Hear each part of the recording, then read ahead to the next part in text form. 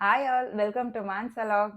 ನಾನಿವತ್ತು ಶಿವರಾತ್ರಿಗೆ ಸ್ವಲ್ಪ ಪ್ರಿಪ್ರೇಷನ್ ಮಾಡ್ಕೋಬೇಕಿತ್ತು. ಅದನ್ನ ಮತ್ತೆ ಅಡುಗೆನ ಏನೇನು ಮಾಡ್ತಿದ್ದೀನಿ ಅಂತ ನಿಮ್ಮೆಲ್ಲರ ಜೊತೆಗೂ ಶೇರ್ ಮಾಡ್ತಿದ್ದೀನಿ. ಬನ್ನಿ ನೋಡೋಣ ನಾನು ಏನೇನು ಮಾಡ್ತಿದ್ದೀನಿ ಅಂತ. ನಾನಿವತ್ತು ಅವಲಕ್ಕಿ ಮಾಡೋಣ ಅಂತ ಅನ್ಕೊಂಡೆ. ಅದಕ್ಕೇನೆ ಒಂದು ಪಾತ್ರೆಗೆ ಸ್ವಲ್ಪ ಎಣ್ಣೆ ಹಾಕ್ಬಿಟ್ಟು ಬಿಸಿ ಆಗಕ್ಕಿಟ್ಟು, ನಾವು ಶೇಂಗಾ ಅಷ್ಟಾಗಿ ನಮ್ಮ ಮನೇಲಿ ಇಷ್ಟಪಡಲ್ಲ. ನಾನು ಸ್ವಲ್ಪ ತಿಂತೀನಿ, ನನ್ನ ಚಿಕ್ಕ ಮಗಳು ಸ್ವಲ್ಪ, ಅದಕ್ಕೋಸ್ಕರನೇ ಸ್ವಲ್ಪನೇ ರುಚಿಗಿರ್ಲಿ ಅಂತ ಹಾಕಿದೆ. ಅದು ಸ್ವಲ್ಪ ಫ್ರೈ ಆಗೋ ಥರ ಮಾಡಿಕೊಂಡು ಆಮೇಲೆ ಅದಕ್ಕೆ ನಾವು ಜೀರಿಗೆ ಸಾಸಿವೆನ ಹಾಕ್ಕೋಬೇಕು. ಇದೆರಡನ್ನೂ ಹಾಕ್ಕೊಂಡಾದ್ಮೇಲೆ ಚೂರು ಒಂದು 3 ಸೆಕೆಂಡ್ಸ್ ಬಿಟ್ಟು ನೀರುಳ್ಳಿ, ಹಸಿಮೆಣಸಿನ್ಕಾಯಿ, ಕರಿಬೇವು, ಟೊಮ್ಯಾಟೊ ಮತ್ತು ಹಸಿ ಬಟಾಣಿ ಕೂಡ ಇತ್ತು. ಕಲರ್ಫುಲ್ ಆಗಿದ್ರೆ ಮಕ್ಕಳು ಇಷ್ಟಪಡ್ತಾರೆ ಅಂತ ನಾನು ಅದನ್ನು ಹಾಕಿದೆ. ನಾಳೆ ಶಿವರಾತ್ರಿ ಇರೋದ್ರಿಂದ ನಾನು ಎಡೆಗೆ ಶೇಂಗಾ ಉಂಡೆ ಮಾಡಬೇಕಿತ್ತು. ಅದಕ್ಕೋಸ್ಕರ ಶೇಂಗಾ ಕೂಡ ಹುರಿಯೋಕೆ ಇಟ್ಟಿದ್ದೀನಿ. ಟೊಮೆಟೊ ಕೂಡ ಹಾಕಿ ಚೆನ್ನಾಗಿ ಬೇಯ್ಕೊಳ್ಳಿ ಅಂತ ಬಿಟ್ಟೆ ಇವಾಗ ನಾನು ಆಯಿಲಲ್ಲಿ ಅದನ್ನ. ಅದು ಜೊತೆಗೆ ನಾನು ಇಲ್ಲಿ ಶೇಂಗಾನ ತಿರುಗಿಸ್ತಿದ್ದೀನಿ. ಲೋ ಫ್ಲೇಮಲ್ಲಿ ಶೇಂಗಾ ಹುರಿದ್ರೆ ಉಂಡೆ ಟೇಸ್ಟೇ ಬೇರೆ. ನೀವು ಬೇಕಿದ್ರೆ ಹುರಿಯಬೇಕಾದ್ರೆ ತುಂಬ ಫಾಸ್ಟ್ ಫ್ಲೇಮಲ್ಲಿ ಇಟ್ಟು ನೋಡಿ, ಟೇಸ್ಟ್ ಅಷ್ಟು ಚೆನ್ನಾಗಿ ಬರಲ್ಲ. ಹಾಗೆಯೇ ಪೂಜೆಗೆ ತರಿಸಿದ ನೀವು ದ್ರಾಕ್ಷಿ ಹಣ್ಣನ್ನು ತೊಳಿಬೇಕಾಗಿತ್ತು. ಒಂದು ಪಾತ್ರೆಗೆ ನೀರು ತಗೊಂಡು ದ್ರಾಕ್ಷಿ ಹಣ್ಣಿಗೆ 1 ಚಮಚ ಉಪ್ಪು, 1 ಚಮಚ ಸೋಡಾ ಪುಡಿ ಹಾಕಿ ನಾನು ನೀರಲ್ಲೇ ಬಿಟ್ಟೆ. ಯಾಕಂದರೆ ತುಂಬ ಪೆಸ್ಟಿಸೈಡ್ಸು ಹೊಡೆದು ಇದನ್ನ ಮಾಡಿರ್ತಾರೆ, ಇದು ಹಣ್ಣು ಬಿಟ್ಟ ಮೇಲೆ ಕೂಡ. ಆ್ಯಂಡ್ ಬುಡಕ್ಕೂ ಕೂಡ ಅಂದರೆ ರೂಟ್ಸಿಗೂ ಕೂಡ ಕೊಟ್ಟಿರ್ತಾರೆ. ಅದಕ್ಕೋಸ್ಕರ ಮೇಲ್ ಬಿದ್ದಿದ್ದಾದರೂ ಅಟ್ಲೀಸ್ಟ್ ಹೋಗ್ಬೇಕಲ್ವಾ, ಅದಕ್ಕೋಸ್ಕರ.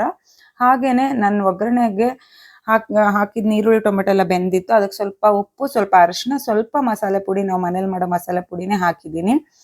ಹಾಗೆಯೇ ಬದನೆಕಾಯಿ ಪಲ್ಯಗೂ ನಾನು ರೆಡಿ ಮಾಡ್ಕೊಂಡಿದ್ದೆ. ಸ್ವಲ್ಪ ಆಯಿಲ್ಗೆ ಸಾಸಿವೆ, ಜೀರಿಗೆ ಎಲ್ಲ ಹಾಕಿ ಚಟಪಟ ಅಂದಮೇಲೆ ಸ್ವಲ್ಪ ಕರಿಬೇವು, ಹಾಗೆಯೇ ಸ್ವಲ್ಪ ಹಸಿಮೆಣಸಿನ್ಕಾಯಿ. ನಾವು ಖಾರ ಕಮ್ಮಿ ತಿನ್ನೋದ್ರಿಂದ ಸ್ವಲ್ಪನೇ ಹಾಕ್ತೀನಿ. ಉದ್ದುದಕ್ಕೆ ಹೆಚ್ಚಿರೋ ನೀರುಳ್ಳಿನ ಹಾಕಬೇಕು. ಹಾಕ್ಬಿಟ್ಟು ಒಂದು ರೌಂಡ್ ಚೆನ್ನಾಗಿ ಆಯಿಲಲ್ಲಿ ಫ್ರೈ ಆದಮೇಲೆ ಅದಕ್ಕೆ ನಾನು ಉದ್ದುದಕ್ಕೆ ಹೆಚ್ಚಿರೋ ಬದನೆಕಾಯಿ ಕೂಡ ಸೇರಿಸ್ತೀನಿ. ಉದ್ದುದಕ್ಕೆ ಹೆಚ್ಚಿರೋ ಬದನೆಕಾಯಿ ಹೆಚ್ಚಿದ ತಕ್ಷಣ ಹಾಕ್ಬಿಡ್ಬೇಕು ಬದನೆಕಾಯಿ, ನೀವು ಯಾವ ಶೇಪಲ್ಲಿ ಹೆಚ್ಚಿದ್ರು. ಇಲ್ಲ ಅಂದರೆ ಅದನ್ನು ನೀರಲ್ಲಿ ಬಿಟ್ಟರೆ ಅದು ಕಲರ್ ಚೇಂಜ್ ಆಗಲ್ಲ, ಇಲ್ಲ ಆಚೆ ಬಿಟ್ಟರೆ ಒಂಥರ ಬ್ರೌನಿಶ್ ಥರ ಆಗಿಬಿಡತ್ತೆ ಕಲರ್ ಚೇಂಜ್ ಆಗಿ. ಶೇಂಗಾ ನೋಡಿ ಎಷ್ಟು ಚೆನ್ನಾಗಿ ಹುರಿದಿದೆ ಅಂತ. ನಿಧಾನಕ್ಕಿಟ್ಟು ಹುರಿದ್ರೇನೆ ಅದು ರುಚಿ ಬರೋದು. ಹಾಗೆಯೇ ನಾನು ಇಲ್ಲೊಂದು ಸ್ವಲ್ಪ ಚಪಾತಿ ಹಿಟ್ಟಿಗೂ ಕೂಡ ಕಲಿಸ್ಕೊಳ್ತಾ ಇದ್ದೀನಿ. ನಾವು ಹಿಟ್ಟಿಗೆ ಉಪ್ಪು ಹಾಕಲ್ಲ ಯೂಶುವಲಿ. ಹಾಗೆಯೇ ಇಲ್ಲಿ ಬದನೆಕಾಯಿ ರೆಡಿ ಆಗಿದೆ. ಸ್ವಲ್ಪ ಉಪ್ಪು, ಸ್ವಲ್ಪ ಅರಿಶಿನ, ಸ್ವಲ್ಪ ಮಸಾಲೆ ಪುಡಿ ಹಾಕಿ ಚೆನ್ನಾಗಿ ತಿರುಗಾಡಿಸಿ ಅದಕ್ಕೆ ಗ್ರೈಂಡ್ ಮಾಡಿಟ್ಟಿರೋ ಹುರಿದಿರೋ ಶೇಂಗಾ ಮತ್ತು ಎಳ್ಳಿನ ಪೌಡ್ರನ್ನ ನಾನು ಸೇರಿಸ್ತಾ ಇದ್ದೀನಿ. ಅವು ಎರಡನ್ನೂ ಸೇರಿಸಿ ಚೆನ್ನಾಗಿ ತಿರುಗಾಡಿಸಿ ಸ್ವಲ್ಪ ನೀರು ಹಾಕಿದ್ರೆ ಸಾಕು. ತುಂಬಾ ಚೆನ್ನಾಗಿ ಬರುತ್ತೆ ಪಲ್ಯ. ಆ್ಯಂಡ್ ಇನ್ಸ್ಟೆಂಟಾಗಿ ಮಾಡೋದು ಕೂಡ ಇದು. ನನಗೆ ಇವತ್ತು ಬೇರೆ ಬೇರೆ ಕೆಲಸಗಳು ತುಂಬ ಇದ್ದಿದ್ದರಿಂದ ನಾನು ಸಿಂಪಲಾಗಿ ಅಡುಗೆ ಮಾಡ್ಕೊಳ್ತಾ ಇದ್ದೀನಿ ಇವತ್ತು. ನೀವು ನೋಡ್ಬೋದು ಅವಲಕ್ಕಿ ಎಷ್ಟು ಚೆನ್ನಾಗಿ ಹೂವಿನ ಥರ ಅಳ್ಳಿದೆ ಅಂತ. ನಾನು ಆಗ್ಲೇ ನೀರಲ್ಲಿ ಅದನ್ನು ತೊಳೆದ್ಬಿಟ್ಟು ತೂತಿನ ಬುಟ್ಟಿಲಿ ಹಾಕ್ಬಿಟ್ಟು ಇಟ್ಟಿದ್ದೆ ಚೆನ್ನಾಗಿ ಅಳ್ಕೊಳ್ಳಿ ಅಂತ. ನೀವು ನೋಡ್ಬೋದು ಒಗ್ಗರಣೆಗೆ ಹಾಕಿ ಚೆನ್ನಾಗಿ ಕಲಸಿದ್ಮೇಲೆ ಎಷ್ಟು ಚೆನ್ನಾಗಿ ಅನ್ನಿಸ್ತದೆ ನೋಡೋಕ್ಕೇನೆ ಅಂತ. ಸ್ವಲ್ಪ ಕೊತ್ತಂಬರಿ, ಸ್ವಲ್ಪ ನಿಂಬೆಹಣ್ಣು ಹಾಕಿದ್ರೆ ಅವಲಕ್ಕಿ ತಿನ್ನಕ್ಕೆ ರೆಡಿ. ನನಗೆ ಹಸಿ ಕೊಬ್ಬರಿ ಇಷ್ಟ ಅಂತ ಅವಲಕ್ಕಿ ಮೇಲೆ ಹಸಿ ಕೊಬ್ಬರಿ ಕೂಡ ಹಾಕ್ಬೋದು. ಅದು ಟೇಸ್ಟ್ ಕೂಡ ತುಂಬಾ ಚೆನ್ನಾಗಿ ಬರುತ್ತೆ. ಈಗ ನಾನು ಶೇಂಗಾ ಎಲ್ಲ ಹುರಿದಿದ್ದು ತುಂಬ ತಣ್ಣಗಾಗಿದೆ. ಆಗಿ ಕ್ರಿಸ್ಪಿಯಾಗಿ ಬಂದಿದೆ ನೋಡಿ.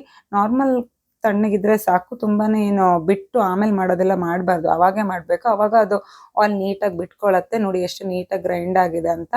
1 ಕಪ್ ಶೇಂಗಾಗೆ 3/4 ಕಪ್ ಅಷ್ಟು ಬೆಲ್ಲ ಪುಡಿ ಸೇರಿಸೋದು.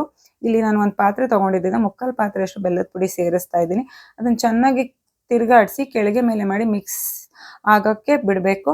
ಅದಾದಮೇಲೆ ಚೆನ್ನಾಗಿ ಮಿಕ್ಸ್ ಆದಮೇಲೆ ಅದನ್ನು ಮತ್ತೆ ಗ್ರೈಂಡರಿಗೆ ಹಾಕಬೇಕು. ಗ್ರೈಂಡರಿಗೆ ಹಾಕಿದ್ರೆ ಮತ್ತಿನ್ನೇನು ಇಂಗ್ರೀಡಿಯೆಂಟ್ಸ್ ಆ್ಯಡ್ ಮಾಡೋ ಹಾಗಿಲ್ಲ. ಇದು ಎರಡೇ ಇಂಗ್ರೀಡಿಯೆಂಟ್ ಅಲ್ಲ, ಆಗೋ ಇನ್ಸ್ಟೆಂಟ್ ಉಂಡೆ ಅಂತಲೇ ಹೇಳ್ಬೋದು. ಆ್ಯಂಡ್ ಹೆಲ್ತಿಗೆ ತುಂಬ ಒಳ್ಳೆಯದು ಕೂಡ. ನೀವು ಚಿಕ್ಕಿ ಎಲ್ಲ ಹೊರಗಡೆ ತಂದು ತಿನ್ನೋದ್ರಕ್ಕಿಂತ ಈ ಥರ ಇಮಿಡಿಯೇಟಾಗಿ ಮಾಡ್ಕೊಳ್ಳಬಹುದು. ಆಮೇಲೆ ತಿನ್ನೋಕ್ಕೂ ಕೂಡ ಹೆಲ್ದಿಯಾಗಿರುತ್ತೆ ಹೈಜೀನಾಗಿ ನೀವು ಮಾಡೋದ್ರಿಂದ. ಇಲ್ಲಿ ನೋಡಿ ಎಷ್ಟು ಚೆನ್ನಾಗಿ ಬಂದಿದೆ ಅಂತ. ಇದಕ್ಕೆ ಇನ್ನೇನು ಆ್ಯಡ್ ಮಾಡೋದು ಬೇಡ. ಇದನ್ನು ಚೆನ್ನಾಗಿ ಗ್ರೈಂಡ್ ಮಾಡಿ ತೆಗೆದಿಟ್ಟು ಆಮೇಲೆ ಉಂಡೆ ಕಟ್ಟಿದ್ರೆ ಆಯಿತು. ಅದು ನೀಟಾಗಿ ಶೇಪಲ್ಲೂ ಬರುತ್ತೆ. ಯಾಕಂದರೆ ಶೇಂಗಾ ಉಂಡೆ ಕಟ್ತಾ ಆಯಿಲ್ ಬಿಟ್ಕೊಳ್ಳೋಕೆ ಶುರು ಆಗುತ್ತೆ, ಅದಕ್ಕೋಸ್ಕರ. ಹಾಗೆಯೇ ನಾನು ಚಪಾತಿ ಹಿಟ್ಟು ಕೂಡ ಬೆಂದಿತ್ತು. ಈ ಥರ ಆಯಿಲ್ ಹಚ್ಚಿ ಒಂದು ಫೋಲ್ಡ್ ಮಡಚಿ ಚಪಾತಿ ಮಾಡೋದ್ರಿಂದ ಚಪಾತಿ ಕೂಡ ತುಂಬಾ ಸಾಫ್ಟಾಗಿ ಬರುತ್ತೆ. ನೀವು ನೋಡ್ಬೋದು ಬೇಯಬೇಕಾದ್ರೂ ಕೂಡ ಎಷ್ಟು ನೀಟಾಗಿ ಉಬ್ಬಿ ಚೆನ್ನಾಗಿ ಬರ್ತದೆ ಅಂತ ಚಪಾತಿ. ಸಾಫ್ಟ್ ಚಪಾತಿ ಬೇಕು ಅಂದರೆ ಈ ಥರನೇ ಮಾಡ್ಕೊಳ್ಳಿ, ತುಂಬ ಚೆನ್ನಾಗಿ ಅನಿಸುತ್ತೆ.